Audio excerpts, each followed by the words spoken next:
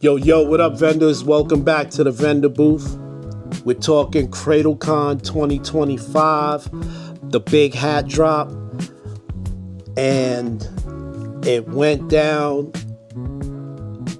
Who used to say that? Hannibal from the A-Team used to say, I love it when a plan comes together. and I couldn't have planned it any better. Everything came together the way that I expected it to. Made a little bit of money, made a bunch of leads, both vendors and potential customers. And of course, the big hat was the star of the show. So I started planning out in my mind what I was gonna do.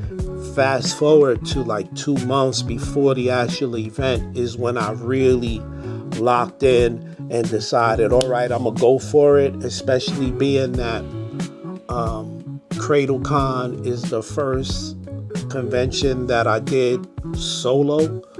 So I wanted to actually present it at Cradle Con.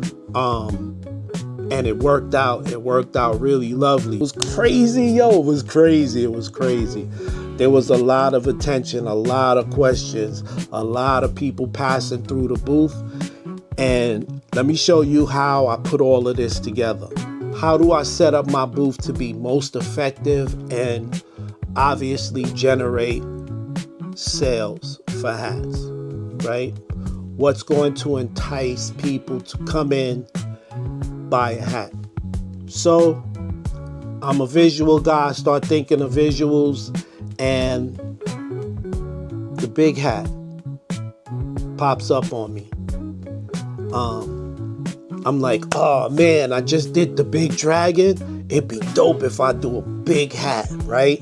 Since I'm doing this hat bar, let me do a big hat. So I made the big hat, right? Now, after I made the big hat, I get to setting it up to see how everything is looking. Man, oh, this is dope. So I start to see how I want to position everything. And all of a sudden it comes to me, the process of how it's going to work. Let me create the signage for that process. How can I summarize the entire process in 3 simple steps? So it's 1, 2, 3. And that was select your snap, pick your patch, seal the deal. 3 steps, that easy. And that's exactly how it went down. People were coming in. Again, if you came in the booth from one angle, whichever angle you came in, left or right, you were gonna see either the hats first or the patches first. And when you saw that there's this sign with the number, right? If you saw number 1, then obviously there's a number 2. And if you're going in line, that means there's a number 3. And what was happening was they would see number 1, then they see number 2, and then they see number 3. And the curiosity on people's face, how does this all work? Select your snap, pick your patch, seal the deal. And that's how it went down. I thought it'd be dope to have a big hat on top of the booth. I thought it would be I thought it would be very eye-catchy. And then I found the big hat and customized it myself with a leatherette patch that I created, right? Unfortunately, I couldn't record that footage because the big hat was a beast to make. And I actually didn't make it until the night before the actual event. So I was here at 1 o'clock in the morning making this bad boy. And it came out quite good, I must say. Major compliments all throughout the day. The best ones were always the surprise. Oh, look at that big hat. Yo, look at that big head. Those were the best ones because people like literally were jumping like, oh, my main banner. I developed that in February. I already had the concept in mind. I already knew that going forward, I wanted to be able to theme out the booth. So there was going to be attachments to that main banner. So that's why it was created the way that it's created. And so far, I've had the dragon and I have had the big hat. And in the upcoming events, there'll be some sort of feature to theme out the booth. So now that I had the signage all taken care of, that basically laid the groundwork for what the booth was going to become. Figuring out how to display my hats, figuring out how to display my patches or my prints, all of that was based on the signage. So it was like an instruction set.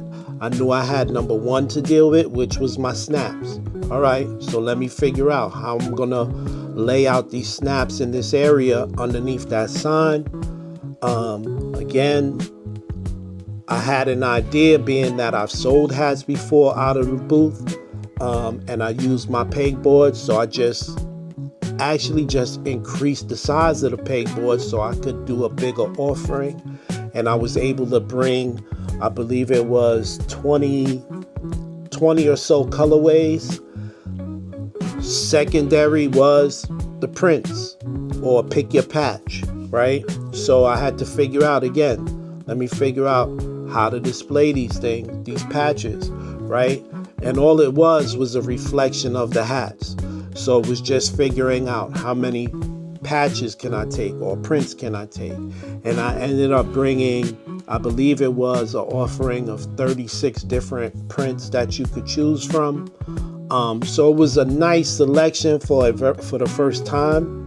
The actual offering was crispy clean, so you got to see everything that was available, and you got to see everything that was available fast. I had the snaps on my right side. I had my patches on my left, and I was smack in the middle. So that's how it worked out. Pressing live or pressing on site is a challenge in itself.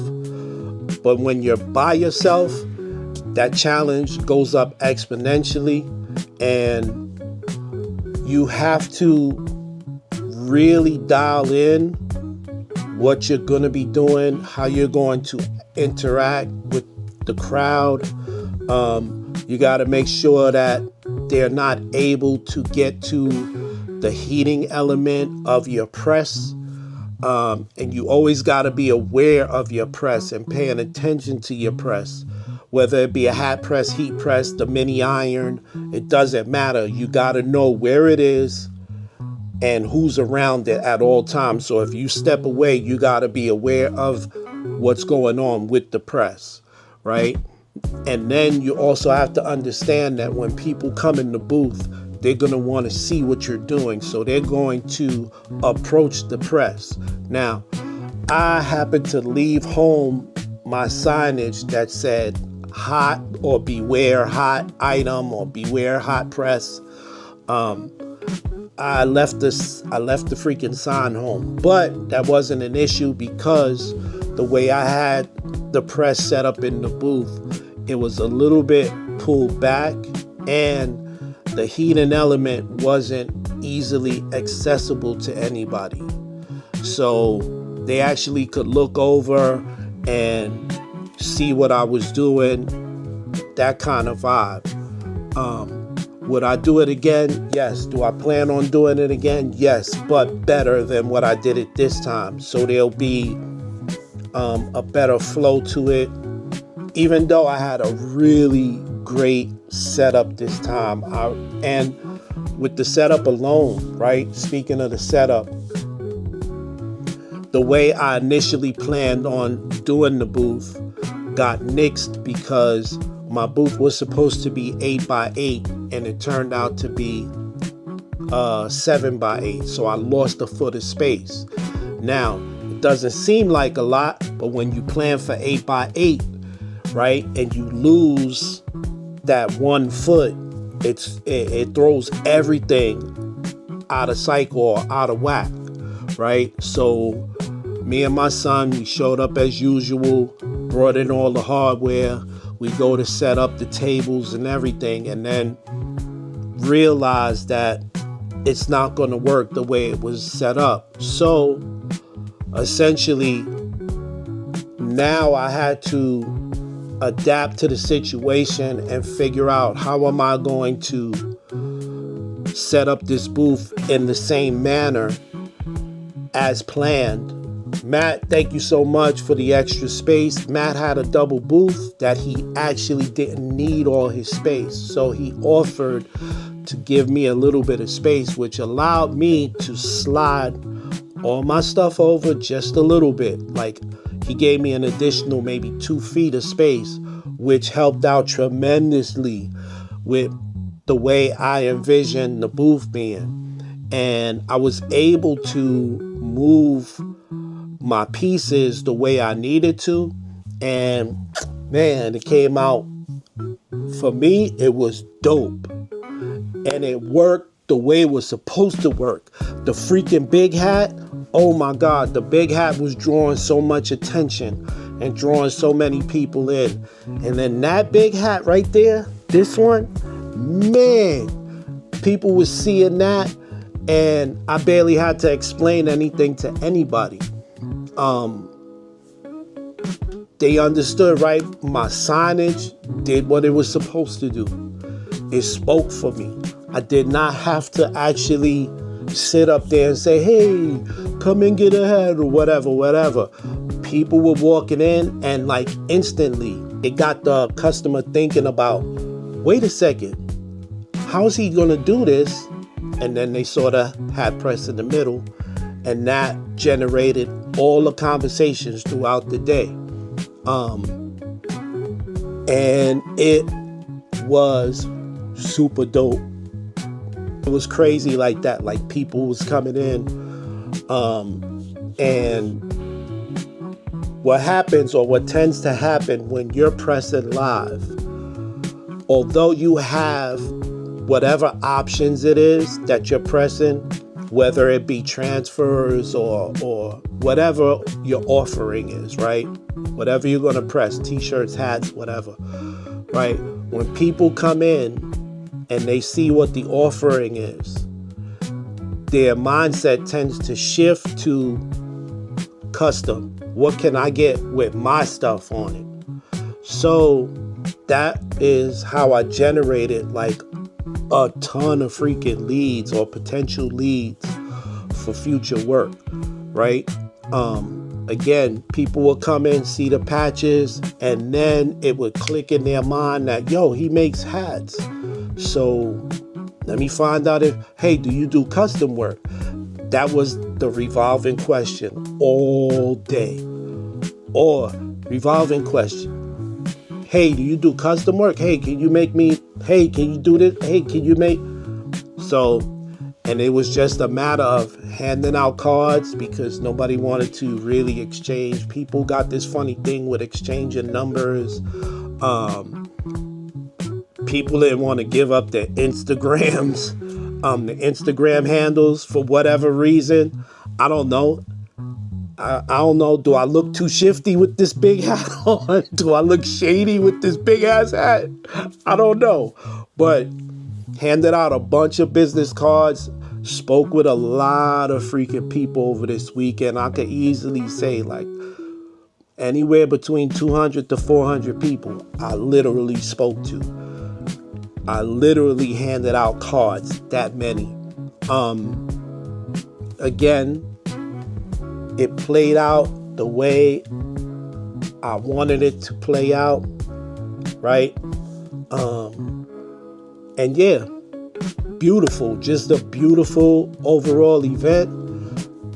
Seamus and the Cradle Con crew, man, you guys throw an awesome event every single time. I'm never let down. And again, Seamus, my brother, man, I'm there. Whenever you got an event, I'm there. Just let me know. All right. But again, man, that's Cradle Con 2025. I'll be at Cradle Con 2026, which I believe is May 16th and 17th, 2026. A bigger booth with bigger things. And yeah, that's what I got. I'll catch you on the next one, all right? Peace.